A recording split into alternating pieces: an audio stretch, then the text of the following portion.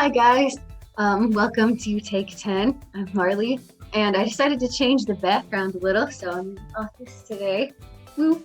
Today we're going to be talking about passive, aggressive, and assertive behaviors, so let's get started. Passive, aggressive, and assertive behavior. I like that little picture. All right, so quick recap of last week. So last week we talked about values and principles. We learned that the difference in values and principles sometimes leads to conflict. We talked about diversity, which is what makes us different from other people and how we should celebrate diversity in ourselves and others. And for this week, I asked you to think about the terms passive, aggressive, and assertive. So where have you heard these words before, and which one do you feel most applies to you? Poetry for thought. I not only have the right to stand up for myself, I have the responsibility. I can't ask somebody else to stand up for me if I won't stand up for myself. And once you stand up for yourself, you'd be surprised that people say, "Can I be of help?" So the person that said that quote is Maya Angelou, and her picture is on the right. She is a very important civil rights activist. She has written a lot of poems and memoirs about herself. And she's one of my favorite authors, so hopefully you guys will check her out soon. So behaviors in conflict. So there's 3 of them we're going to go over, and the first one is passive. So the Take 10 definition, not standing up for yourself or others or letting others push you around. So what this sounds like is saying, "I'm sorry," when someone else runs into you, not saying anything if someone's teasing you, or accepting the negative thoughts inside your head. So you'll notice that each one of these has also an internal conflict aspect, because like we talked about a few videos ago, conflict also happens inside your head as well as outside with other people. So we don't know if the boy sitting in the picture is going through an internal conflict or maybe an external conflict, or it could be a combination, who knows. But either way, he's very sad. He probably didn't say everything that he maybe wanted to. So on the other side of the coin is aggressive. So the Take 10 definition for aggressive behavior is attacking yourself or others and being mean. So what this sounds like: "I'm going to tell on you and you're going to get in so much trouble. You better watch it or else." Insert threat here. Or, "I'm so dumb. I can't believe I said that." So I also want to point out with the first one about telling people, there is a difference between tattling and telling, or as you guys say, snitching. So if someone is tattling or snitching, they're doing it to get the other person in trouble, right? But sometimes you tell an adult or a teacher on someone else because you're really concerned about them and you want them to be okay. So yeah, just important things there. So again, we have all these different little pictures on the bottom. So the one on the left where he got this bad grade, right? So he is being super mean to himself and maybe saying like a lot of negative words. Instead of being, "Oh, okay, like this is awful, but I'm gonna do better next time." He's just focusing on the bad, and being really mean to himself. And then the other 2 pictures, obviously there is yelling and there's someone pulling somebody else's hair. And the final one is assertive behavior. So that is standing up for yourself or others and being fair. So what this sounds like: "Excuse me, but we really hurt my feelings. Can you please stop?" Saying no when you don't want to do something. No is always an option, guys. "I made a mistake, but that's okay."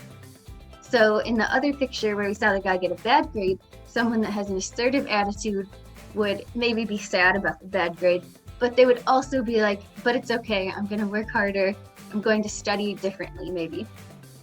And then talk it out, walk it out, wait it out. So our slogan is also assertive, because we're trying to approach the conflict in a different way.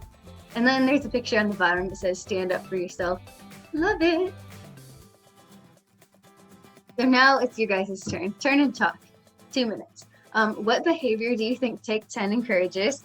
And then, do you agree with this choice? Is this what we should be encouraging? Why or why not? Okay, cool. So, Take 10 encourages assertive behavior, right? Because it's in the middle of passive. It takes both of the good things from passive and aggressive. So a good thing about passive behavior is that you're not trying to hurt other people. But sometimes you hurt yourself because you don't stand up for yourself or someone else. And then a good thing about aggressive behavior is that you are willing to take charge, you are willing to stand up for yourself or someone else. But a bad thing is you do it in a way that makes other people feel bad, or you make yourself feel bad. So being assertive is kind of like the best of both, where you are standing up for yourself, but you're also trying to show some compassion, even if the other person is not doing that to you.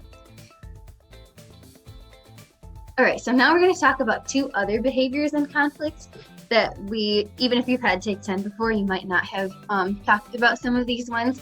These ones are sometimes difficult to grasp and also can be difficult to recognize, and you shall see why soon. So it's passive-aggressive behavior and self-deprecating humor. All right, so passive behavior. So I decided to use some memes because I know that these are things that you guys are looking at.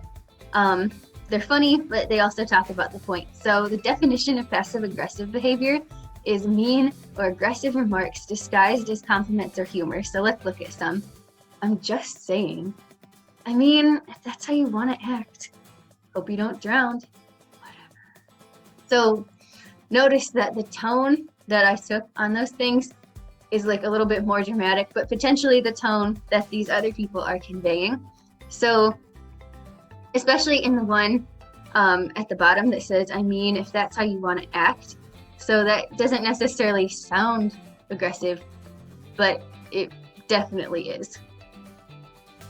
So then the other behavior would be self-deprecating behavior. So this is persistently criticizing yourself through humor. So I will say, you guys might think these pictures are funny. I think some of them are pretty funny. But it is really important to recognize that when we or other people talk about ourselves in such a negative way, you can start to believe that. And if you start to believe that those negative things are true, then suddenly your head is not a safe space anymore for you to be in. And we really want to make sure that doesn't happen, right? Because you're going to be in your head all the time. So we want to keep it a safe space for you. So let's look at some of the memes about this behavior. So we're going to start at the top and then go over to the right. So it says, when everyone's boasting about their kid's achievement at the family function and your mom looks at you. Accidentally punched myself in the face while trying to pull my blanket up, and if that doesn't accurately describe my life, I don't know what does. When I'm making up scenarios in my head and I take it too far and hurt my own feelings. And then the one over here, roses are red, life's too long, decisions, all of them wrong. So again, totally okay to laugh at these, they're funny. But just remember the negative and lasting effects that this can have on you. All right, so turn and talk. So why do you guys think that people use passive-aggressive behavior and self-deprecating humor? Have you ever used any of these behaviors? Go. All right. So I think that people use these behaviors because they are easier than straight on telling your true feelings. Because when you tell your true feelings, you're vulnerable, and that's a really, really scary feeling. But unfortunately, sometimes, especially with the passive-aggressive behavior, if you are using that, that is very, very rude to other people. And so just notice when you're doing that and try to check up on it. What I would say. All right, so the last thing I have for you guys is an activity. So this activity is going to be a little different than some of the other ones we've done. It's a little less art-based, but we're going to write, because I think writing is also a great tool that we can use to reflect on ourselves. So it says non-journal journal activity. So that means this is going to be outside of the Take 10 activity journal we gave you. I want you to use a piece of notebook paper or something. So this is a letter by yourself to yourself, and it's only for your eyes. So the teacher won't see it, nobody else should see it, it's just for you. So sometimes we can be our own worst critics. So today we're going to write letters to ourselves addressing these concerns. So I think I'm actually going to go over the example first and then to the things to think about. So here's the example. Dear Justice, you're really hard on me sometimes for being different. You know, I didn't choose for my hair to be like this or to be this height. I did choose to like soccer, even though everyone else likes football and volleyball more, but that's still no reason to be a jerk. You're always saying mean stuff, and it's literally impossible to get away from you. So I guess we need to try a little harder to get along. I'm happy playing soccer, and I look pretty normal. I really need you to stop making me feel so bad about those things. Sincerely, Justice. All right, so that's an idea of what I'm thinking. So things to think about for this activity. So what do you like about how you treat yourself? Make sure to include positive things. Like, I'm sure you guys are doing some awesome things. But what do you dislike about the things you say to yourself? How could you improve the way you talk to yourself so that your head is a safe space? And anything else about yourself that you want to address. So this activity might be a little bit difficult, but I want you to try your absolute best. Because it can be very helpful. All right, and then the last thing is thinking ahead for next week. So next week, we're going to talk about anger.